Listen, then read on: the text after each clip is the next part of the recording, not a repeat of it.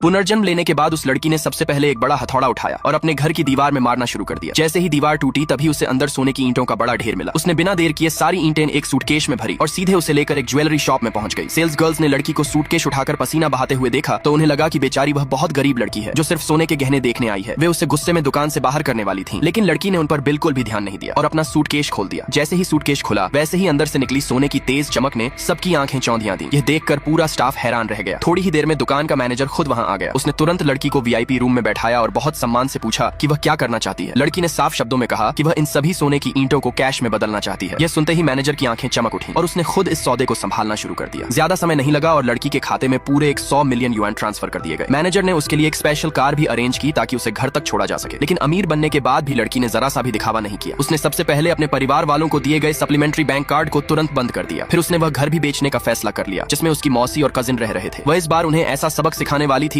जिसे वे जिंदगी भर याद रखें। पिछले जन्म में उसका भयानक कार एक्सीडेंट हुआ था। जब वह अस्पताल का बिल भरने पहुंची तो उसे पता चला कि उसके बैंक अकाउंट में एक भी पैसा नहीं बचा है। तब उसे समझ में आया कि उसकी मौसी ने सप्लीमेंट्री कार्ड के जरिए उसके सारे पैसे निकाल लिए हैं। उसने तुरंत मौसी को फोन किया और मदद मांगी, लेकिन उसी समय मौसी उसके पैसों से हॉट स्प्रिंग में मजे कर रही थी। फिर भी उसने झूठ बोल दिया कि वह सालों से बेरोजगार है और उसके पास 1 रुपया भी नहीं है। इतना ही नहीं, उसका कजिन भी एहसान फरामोश निकला। उसने साफ कह दिया कि उसे अपने पैसों से लग्जरी बैग खरीदने हैं, इसलिए वह कोई मदद नहीं कर सकता। मजबूर होकर लड़की ने अपनी माँ को फोन किया, लेकिन उसकी माँ ने भी उल्टा उसी को डांटना शुरू कर दिया कि इतने साल काम करने के बाद भी उसने कुछ बचत क्यों नहीं की। लड़की ने रोते हुए बताया कि उसके सारे पैसे मौसी और कजिन ने निकाल लिए हैं। लेकिन यह सुनते ही उसकी माँ गुस्से में बोली कि वह झूठे बहाने बना रही है ताकि मौसी और कजिन की मदद न करनी पड़े। इतना कहकर उसने फोन काट दिया। यह सब सुनकर पहले से ही गंभीर रूप से घायल लड़की अंदर से टूट गई। गुस्से और सदमे में उसकी वहीं मौत हो गई। लेकिन अगले ही पल वह दोबारा उसी दिन लौट आई जब उसकी मौसी ने पूरे रिश्तेदारों को डिनर पर बुलाया था। तभी उसकी माँ का फोन आया और उसने कहा कि मौसी ने उसे इसलिए नहीं बुलाया क्योंकि वह काम में बहुत व्यस्त रहती है। लड़की ने पूछा कि हर बार डिनर का खर्च उसकी कमाई से ही क्यों दिया जाता है, लेकिन माँ ने वही पुरानी बात दोहराई कि मौसी परिवार की पहली ग्रेजुएट है। वह आगे चलकर बहुत सफल होगी और पूरा परिवार उसी पर निर्भर करेगा। यह सुनकर लड़की ने बहस करना बेकार समझा, लेकिन मन ही मन कसम खा ली कि इस जन्म में वह अपनी मौसी और कजिन को अपने पैसों पर ऐश नहीं करने देगी। उसने तुरंत सप्लीमेंट्री कार्ड बंद कर दिया और वह घर भी बेच दिया जिसमें मौसी और कजिन सालों से रह रहे थे। इसके बाद वह गांव चली गई और एक पुराना देहाती घर किराए पर ले लिया, क्योंकि पिछले जन्म में उसने एक न्यूज रिपोर्ट में देखा था कि उसी घर में सोने की ईंटें छिपी हुई हैं। घर किराए पर लेने के कुछ ही समय बाद उसे सच में वे सोने की ईंटें मिल गईं और देखते ही देखते वह अरबपति बन गई। उसी दिन मौसी की डिनर पार्टी शुरू होने वाली थी। लड़की वहां पहले ही पहुंच गई।